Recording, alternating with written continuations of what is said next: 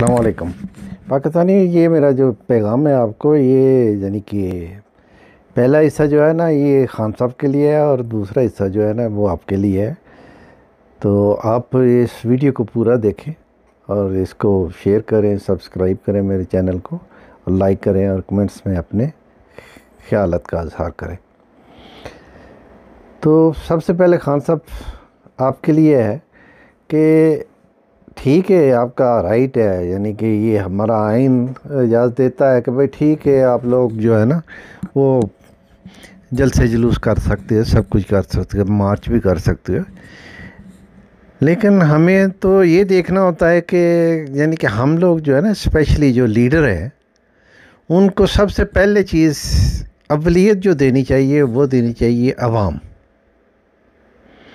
उसके बाद मुल्क, और फिर अपनी ज़ात। तो अगर हम यानी कि आवाम को अवलियत ना देंगे तो फिर तो कोई बात नहीं है, फिर हम मुल्क को भी यानी कि ना पूछें तो अपनी ज़ात को आगे रखें। तो उसका क्या होता है, वो उसका अपनी ज़ात को भी बड़ा नुकसान होता है, मुल्क को और कौम को भी बड़ा नुकसान होता है।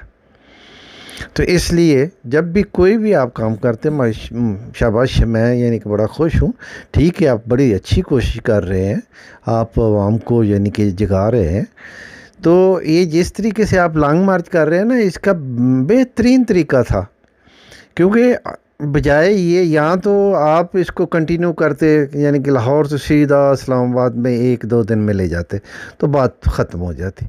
क्योंकि आप उसको यानी कि दिन को किया, 2 घंटे 3 घंटे 4 घंटे किया, फिर छुट्टी।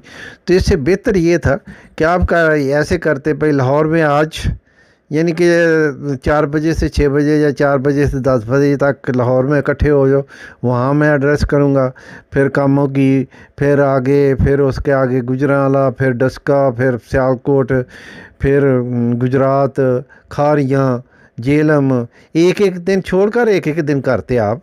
यानी कि अगर आपको महीने में वहाँ इस्लामाबाद जाना था तो उस तरीके से आप यानी कि एडजस्ट कर लेते कि भाई एक दिन छोड़ दिया, एक दिन कर लिया, तो वहाँ लोग इकट्ठे हो जाते, लोगों का भी यानी कि वक्त बचता, आपका भी वक्त बचता, और आप आराम से यानी कि इस्लामाबाद पहुँच जाते। अभी भी बेहतर ये है कि ये लोगों को बेचारों को सड़कों पे रोलने के लिए ना, इससे बेहतर है कि अभी अगर खारियाँ गए हैं तो उनको बोले भाई आगे जेलम जाकर यानी कि इकट्ठे होना है, तो वहाँ यानी कि पावर शो करना है, फिर उसके आगे किसी और जगह पे पावर शो करना है, फिर आगे तो फिर जब मैं पिंडी पहुँचना है तो उधर से जैसे भी आपका कोई प्रोग्राम में के साथ पूरे मुल्क से लोग वहाँ इकट्ठे हो, तो वहाँ जो भी आपने करना है आपका हक है, और बड़ा अच्छा। क्योंकि असल में ये आपका जो लॉन्ग मार्च है ना, आपकी जो यानी कि सोच है वो ठीक है कि लोगों को जगा कर रखे। तो लोगों को जगा कर रखने का यानी कि वैसे भी लोग जाग रहे हैं, अभी आपकी यानी कि बात पे लोग लब्बैक कहते हैं, तो बेहतर यही था। अभी भी अगर यानी कि अभी 10-15 दिन आपने लेने हैं तो उससे बेहतर है कि अभी भी ऐसे ही ना शार्ट कर ले कि भाई फ़लाँ जगह पे इकट्ठे हो जाओ 2 घंटे 4 घंटे के लिए, फिर आगे। तो ये तो मैं यानी कि क्योंकि दूसरे नंबर पे खान साहब कोशिश करें, यानी कि आप बड़ी अच्छी कोशिश कर रहे हैं, लेकिन नतीजा निकालने की कोशिश ना करें, नतीजा अल्लाह पे छोड़ दिया करें। क्योंकि जब आदमी नतीजा निकालता है ना, तो वहाँ आकर यानी कि आदमी मार खा जाता है, क्योंकि नतीजा अल्लाह के हाथ में होता है, करना उसने ही है जो कुछ भी करना है। तो बेहतर ये है कि आप यानी कि अपनी कोशिश करें, आवाम को जगा कर रखें, वो आपका हक है, लेकिन नतीजा अल्लाह पे छोड़ दें। ये नहीं कि मैंने ये कर ही देना है, करना अल्लाह ने। देखें, आप 120 दिन बैठे तो हुआ, तो उस भी वक्त भी कुछ नहीं था, तो बाद में देख लो अल्लाह ने आपको यानी कि कामयाबी दी है, आप वज़ीर आज़म बन गए। अभी भी जो अल्लाह को मंजूर है होना तो वही है। क्योंकि इस तरीके से क्या है, अभी लोगों को मौका मिलता है, यानी कि हमारी पाक अफवाज के ख़िलाफ़ देखें सोशल मीडिया पे क्या कुछ नहीं हो रहा, अल्लाह ताला माफ़ करे। यानी कि पाकिस्तान की फ़ौज दुनिया की मानी हुई फ़ौज है, लेकिन इस तरीके से फ़ौज का मोराल जो है ना वो डाउन होगा।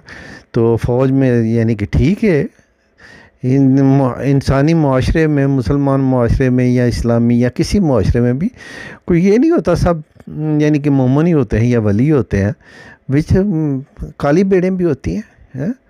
तो वो काली पेड़ों की वजह से ये तो नहीं होता कि पूरा मुआशरा, पूरी सोसाइटी जो है वो गंदी हो जाती है। यानी कि अगर कुछ फ़ौज में होंगे, आप तो बेहतर जानते हैं, आपने तो यानी कि फ़ौज के एज ए सरबराह भी काम किया हुआ है, तो यानी कि होंगे वो, आप तो जानते होंगे। लेकिन उसकी वजह से ये तो नहीं है कि हमारी पूरी फ़ौज ही जो है ना वो ये यानी कि ठीक नहीं है।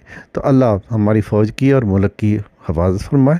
तो बाकी अवाम को मैं यही कहूँगा कि भाई आप ठीक है, आप यानी कि आप अपने हक़ के लिए उठें, निकलें बाहर, लेकिन ये ना किया करें कि इस साल एक को जिंदाबाद, अगले साल दूसरे को जिंदाबाद, तीसरे साल तीसरे को जिंदाबाद, चौथे साल चौथे को जिंदाबाद। नहीं, क्योंकि हम सबसे बड़ी जो मार खा रहे हैं ना, यानी कि हम लीडर की यानी कि कदर नहीं हमने पहचानी। ये बेचारे हमारे कायद आज़म रहमतुल्लाह अलैह उनसे शुरू हुआ था कि हमने यानी कि अपने लीडर की जो है ना कदर नहीं की। तो इसलिए आज तक देख लो हम कहाँ चले गए हैं, कितनी हमें सज़ा मिल रही है कि हमारा मुल्क जो अल्लाह ने एक बड़ी ज़बरदस्त नेमत दी हुई है। हमारा मुल्क ऐसा है कि इसको अल्लाह ने वो पानी दिया हुआ है कि जो पूरी दुनिया बना रही है पीने के लिए। अल्लाह ने हमें वो ज़मीन दी हुई है कि हम कहते हैं, हम स्पेशली पंजाब वाले कहते हैं कि हमारी ज़मीन में तो यानी कि आदमी को काट के दब दिया जाए तो वो भी उग जाता है। यानी कि इतनी अच्छी ज़रख़ेज़ ज़मीन है। तो उधर बलूचिस्तान में देखे कितनी अल्लाह ने मादनियात दी हैं, ऐसे KPK में, सिंध में, हर जगह पे यानी कि ये उधर गिलगित में देखें, इधर आज़ाद कश्मीर, सारे अल्लाह ने आपको बड़ा कुछ दिया हुआ है। लेकिन सिर्फ क्या है कि हम आज तक ने यानी कि हमारे इक़्तिदार का जो है ना वो फुकदान है। वो फुकदान अगर ठीक हो जाए ना तो अल्लाह के फजल करम से पाकिस्तान दुनिया की एक किस्म की सुपर पावर हो।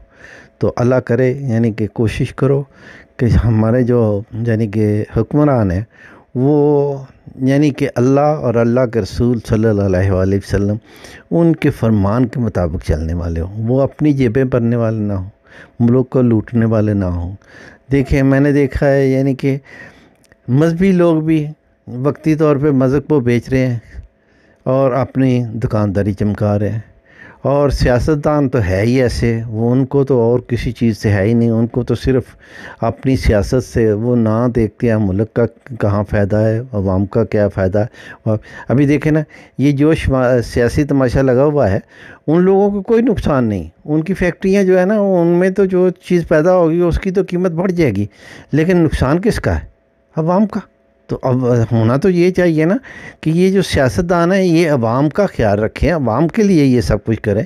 तो ये तो अवाम के अगेंस्ट चलते हैं ना, क्योंकि ये तो अपनी फैक्ट्रियाँ जो हैं उनकी प्रोडक्शन जो है उसकी कीमत बढ़ाते हैं ना। क्योंकि हर चीज़ जो पैदा होती है पाकिस्तान में बनती है, कोई भी लालें खाने के लिए, पहनने के लिए, पीने के लिए, कोई भी चीज़ हो वो इनकी फैक्ट्रियों में तैयार होती है।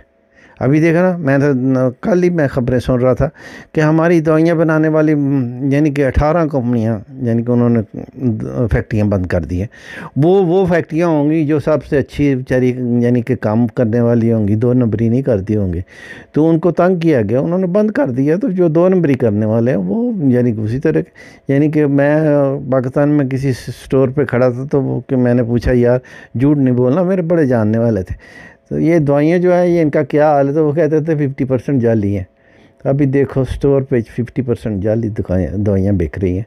मेरे एक डॉक्टर हैं बड़े अच्छे, अल्लाह ताला उनको ज़िंदगी दे, तो उनसे मैंने पूछा कि डॉक्टर साहब ये टीका लगाएं तो आराम आ जाता है, फ़र्क पड़ जाता है, लेकिन दवाई से क्यों नहीं?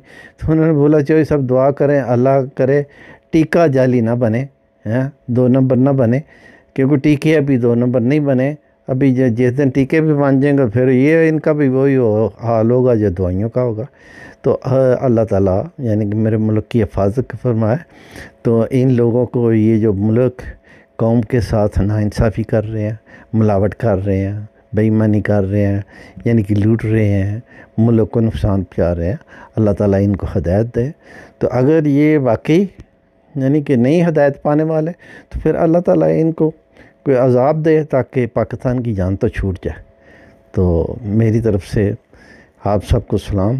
पाकिस्तान ज़िंदाबाद।